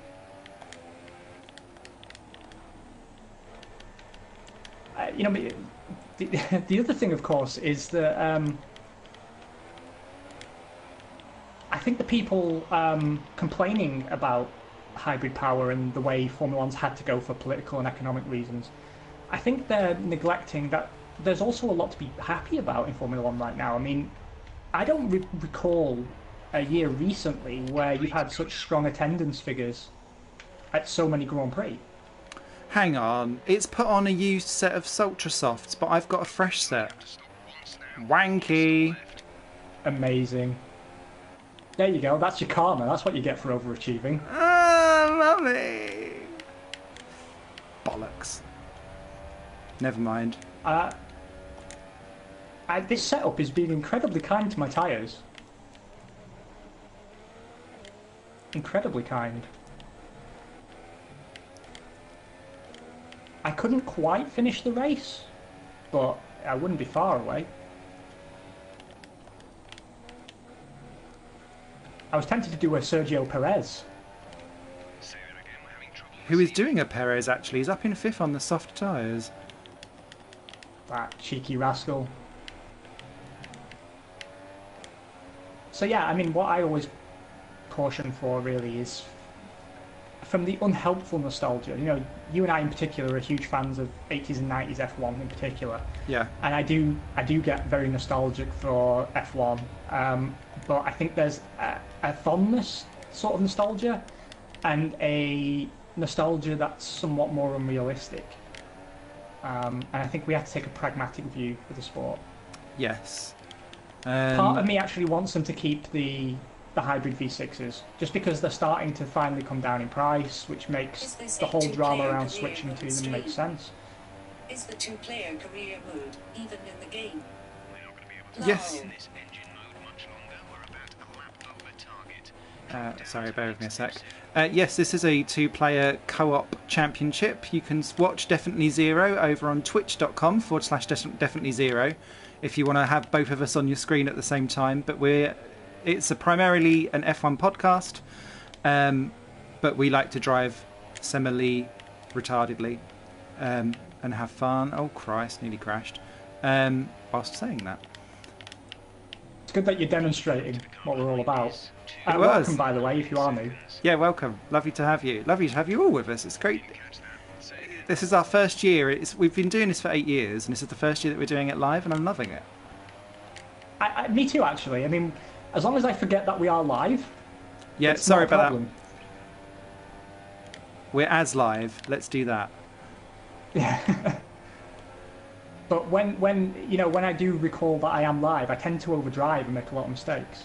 Yeah. It's performance anxiety. I just cut that corner really shamelessly. Such a male thing. What was I going to say? What was your question before that came in? Sorry, I've forgotten now. So we were talking about the sort of nostalgia that people get for, the older power units, yes. the noise, the fire and brimstone. Mm-hmm. Now, of course, the hybrid units are starting to finally make sense financially, or at least they're starting to come down in price. And, Formula One has to decide what the formula is going to look like 2020 onwards. And my argument was that they have to move with the times for the sake of the point that Formula One seems in generally quite rude health, actually. Yeah. I've noticed this year that attendance figures have been seemingly quite strong, mainly down to Max Verstappen, but it also shows that when a good battle is happening, when overtaking is happening, people don't care what the cars sound like or what unit's in the back. Exactly. It comes down to the racing. As long as I think Formula One's biggest problem is closing the gap to the front a little bit more. I mean, there's always going to be cars that are dominant. That's just the nature of the sport. There's always going to be periods of domination by specific teams for a period of time, particularly after a formula change. There's always going to be, like the year with the double diffuser, and all the double diffuser teams were just untouchable. Yeah. It's going to happen. But I do feel that that's a bigger detriment to the sport than what power units are being used. I agree. I think when you look back at old F1 races, I think, and maybe computer games actually, and just the general social media, I must have everything now mentality, and that's general perception of the world, is you look back at an F1 race, and now that DRS is in general being a little bit more curbed, and overtakes feel a bit more real again, as opposed to being faked. For me, when you look back at old F1 races and you get like 3 overtakes in a race and the whole of the broadcast just focuses on the lead 2 cars going round on their own when there's great battles going on behind, actually, F1 ain't bad at all. It's popular to bitch, and it's popular to point fingers at things rather than actually appreciate all the things that are great about F1 at the moment. I will agree with you on that, absolutely. Although, what I would say is that as someone who's recently watched the 96, 97, 98 seasons through, yes, I was surprised that my memory had failed me a little bit regarding the standings of the cars and actually how shaken up the grids could get at certain events. Yeah. That's something that we don't see these days, I will concede. No, but no. I agree. I'm coming for you, Fernando. I want that point. Aren't you still happy about the great noise and the racing? Do the rose-tinted glasses fit? Sorry, I didn't hear that. I can't look at it at the minute whilst I'm in Zagorna's because that's quite a long one. But I think someone's referring to. There's like a video where someone's going around basically pointing out that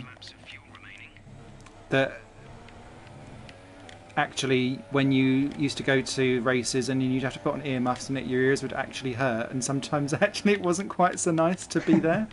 So sometimes rose tinted glasses are always a bit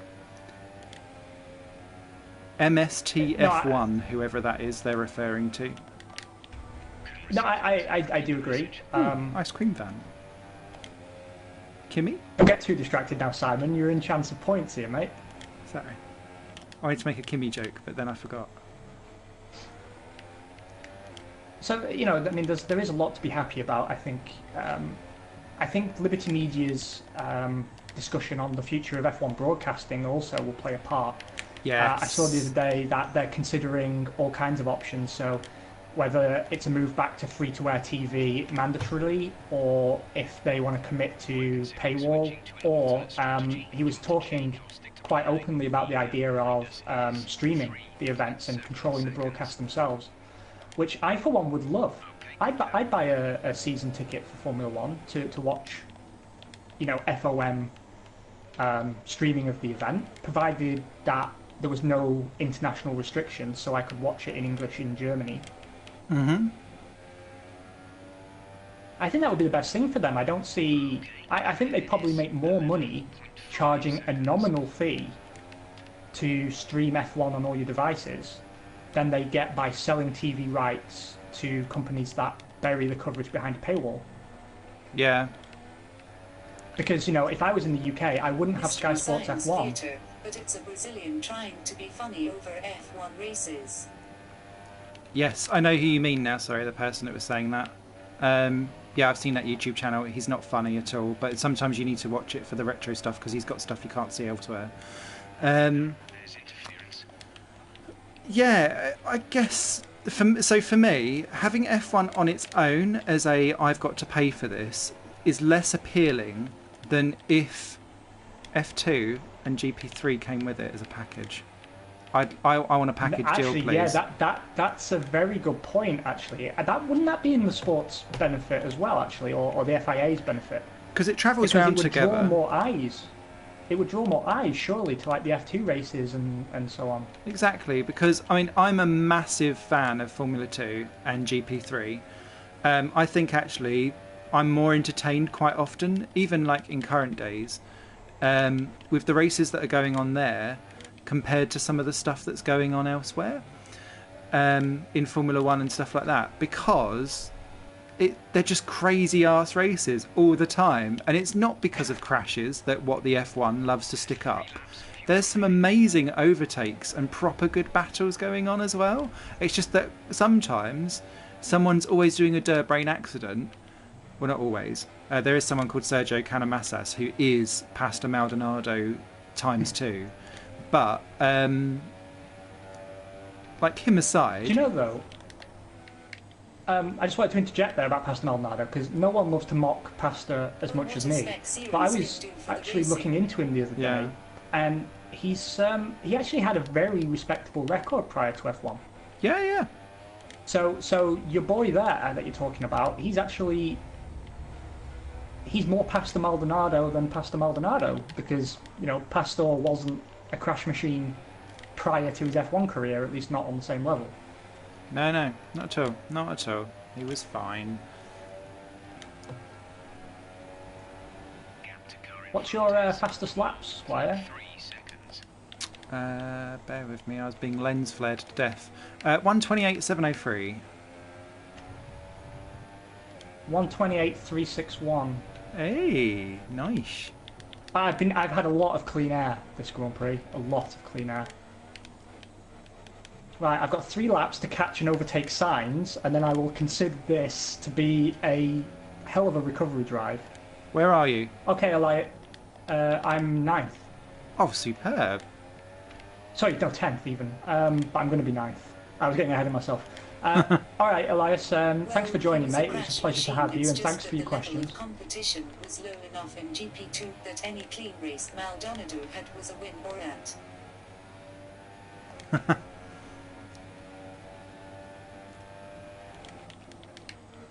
And it is very popular to bash the lower formula, and I enjoy that. And actually, I think if you package them together as a package deal for broadcasting and like pay and stuff like that, for me, that cements a little bit more F2 and GP3's history as the preferred way to get into Formula One, because that's also a bit of a weird way of doing things, because you've got Formula 3.5 at the minute going round, where Lando Norris is at the minute, and he's being touted as a future person. He's winning all of that. Verstappen came from there. Ocon came from there. And that grid, in 2 years, has gone from 35 drivers, the year after Verstappen got promoted, where everyone was like, oh, quick, let's go here. Then the point system has come in for the super license. Now there's only 19 or 20. But the racing, but the racing is still good. Then you've got the one. I'm going to say Formula Renault 3. No, it's not. What is it called? It's annoyingly they live stream it on YouTube and it's blocked in the UK. What was the point of doing that?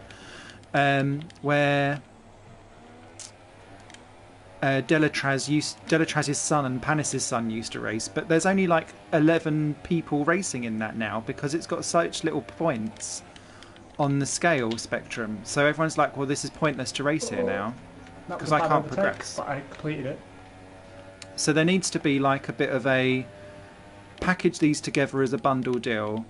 Everyone gets to see the junior categories, have their own opinions. Then when people come into the sport, like Lance Stroll, who have done well in junior categories and yes may have a massive daddy balance, it won't be daddy's balance that overrules the thing. People will be a bit more familiar to names, I think, as well. And you'll also get to see sorry, last quick point, how like Force India have got like their junior drivers coming up through the ranks and stuff like that, not just your Ferrari and Red Bull leverage drivers, because they are kicking about and they are doing very well, so it's interesting. No, I was going to say, you make an excellent point there. It's very, very true that I think a lot of young drivers have the problem that they're not exposed to the wider mass F1 audience prior to coming to F1, so it's very easy to downplay them. So for me, I think actually you're right. There's a lot of benefit to, bundling together the junior formula with F1 viewing, and sort of, particularly on mobile devices, you can send someone a push notification saying, hey, there's an F2 race on right now. Yeah. And, once they're in charge of the programming, they could also do a highlight show. Have essentially a vodcast or something and take a look at like the best overtakes across the formula this week. And that would enable more eyes to be on, look how exciting the racing is in F3 or F2. Yeah. I love that idea. My you've also touched on another key another key point actually, which is about driver development, young drivers, and so on. I think that is a scenario under which we could expand the F1 grid. Yeah. There's been a lot of team owners recently discussing Minardi with misty eyes. Yeah. And I can't remember who it was. It might have been Gunter Steiner, actually. It was. Saying that teams could look to make revenue by developing drivers, which is a strange thing for someone reluctant to do that to say. Tom has already got this formula down with their junior categories having gained exposure for many years. Yeah, I agree. MotoGP does it right. Yeah, I believe their ladder is very strong, isn't it? Mm-hmm. Well, that was a recovery drive. I'm impressed, mate. Woo! I actually thought I drove pretty well there. There was a few shaky moments, but...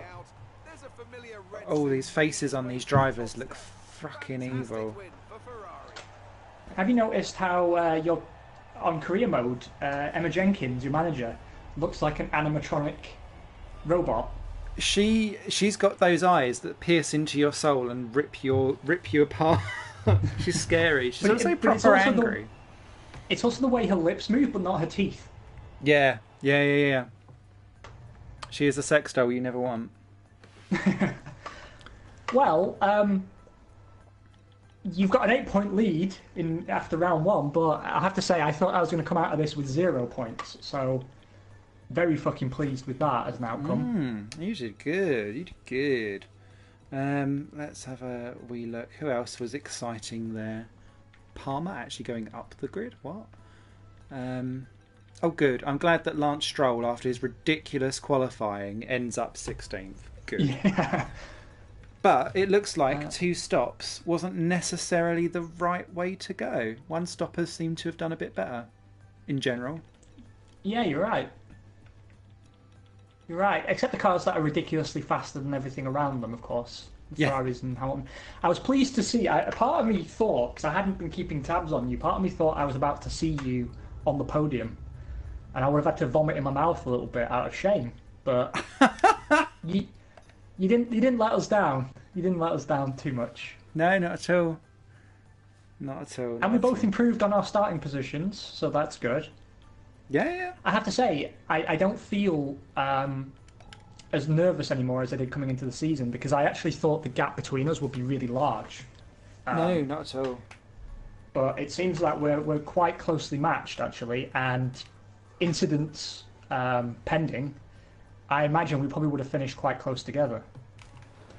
Yeah, because you lose about 25-30 seconds in a pit stop, we would have been nose to tail. I think actually over a single lap you have the legs on me. Maybe because I've had the chance of doing a couple of longer races, I'm a smidgy bit more consistent at the minute.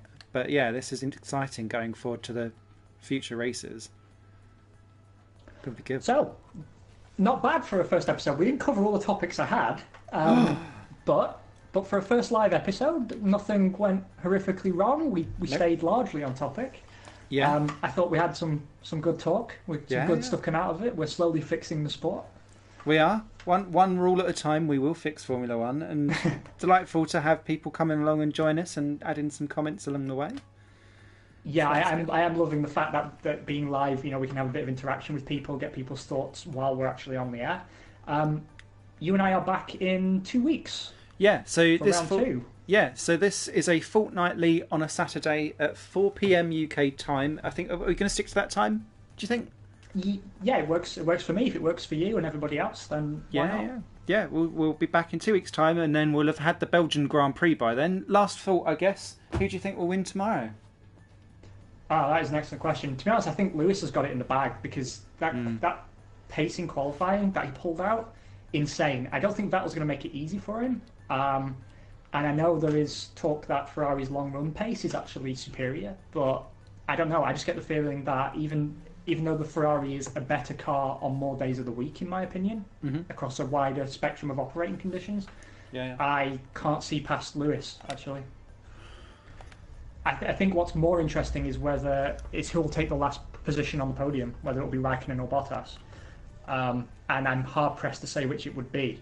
Part of me thinks it will be Kimi, actually.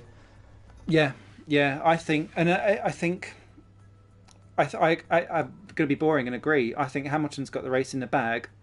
But I think La Source and Lecombe on lap 1 potentially could be very, very spicy, and he'll only get it if they don't all smash wheels down there. Because I'm predicting there's a potential here for a dive bomb and an overflowing of emotion from Vettel, I think. True. And then if that, I think Raikkonen will get a win.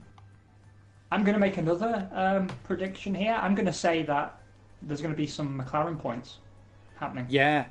I think McLaren points will happen. And I'm going to be bold. I'm going to say it. And you can all laugh at me next episode. Palmer will score. If he finishes. Yeah, I was going to say, I think he has potential to score. I could actually see a double points finish for Renault, provided that the reliability holds, but I don't think it will. No. I could also arguably see a double McLaren points. Yeah. Strangely. Yeah. I actually could, and considering it's such a speed-dependent track, that's saying a lot. But I could see it. I think Force India are looking a bit shakier than they have done recently. And Williams are nowhere. Also, Williams are nowhere. I don't think Haas really are in a position to challenge. Toro Rosso seem off the pace. So really, if we lose a Red Bull, get me Kubica. Okay. If we were to lose a Red Bull or we were to lose a Renault, I think we'd be looking at 4 points for Force India and McLaren, which would be good. Yeah. I think it would be good for the sport. I'm really happy to see McLaren and Renault on the comeback trail. You and I actually called this with Renault. We said last year that this year they will be regular points challengers because it's Renault. They always get there in the end. Yeah, circle of their life, isn't it? Yeah, and I see them as championship contenders within a few years. Historically, it's always repeated itself. Yeah, absolutely. Anyway, and we're equal with Red Bull on the constructors. I thought that's worthwhile. Oh, I haven't seen that. As a final note to leave us on. Oh, look at us in fourth, the arseholes. Equal third. Let's go with that. Oh, mind you, they get fourth because they had Ricardo ahead of us. So yeah, fabulous. Thank you so much, everyone, for watching, and we'll see you in 2 weeks' guys, time. Thanks for joining us. Yeah, we'll see you in a fortnight. You guys take care. Enjoy what are you doing this week, Simon? They can catch you with all your business, no? Yeah, so over on this channel, if you're subscribing on YouTube, I've got no vomit in the mouth for the subscribe word. So there'll be more F1 2017 stuff because I'm determined to get out some stuff around the classic cars and playing around with that. Some of my career mode, and also my copy of this is totally for me. Everybody's Golf comes out on Tuesday on the PS4. I love that series. The cutest golf game ever. But somehow Amazon accidentally dispatched it 5 days early. So it's arrived. So I'm going to be playing that tomorrow and Monday on my channel. Apart from the usual shenanigery. How about yourself? Superb. It's going to be all F1 all the time. Grand Prix World is back this week over on YouTube. Same name over on YouTube. But Twitch is going to be my regular home, I think. Nice. I think it's working out for me quite well. So I'm planning, ideally this weekend, so probably tomorrow, to do Q1, 2 and 3 and the race for round 1 of my McLaren career, which is on a harder difficulty than we do here, and I think I'll be lucky to qualify in 17th, so please do join me for that if that grabs your interest at all. And over the course of the week, I'm planning a stream maybe Wednesday, probably Wednesday afternoon, and next weekend as well. There'll be some streamy type shenanigans, usually F1 2017, Motorsport Manager and F1 Grand Prix World will also play their part, but F1 2017 is going to be my focus because I really want to get through the whole career mode, and like Simon, I want to take a look at the classic cars as well. So thank you to everyone who dropped in, anyone who's watching the VOD after the fact, and everyone who's over on Simon's stream. It's fantastic to have you all with us and to have some live feedback and interaction. We will see you in 2 weeks' time. Yeah, bye for now. Bro fist.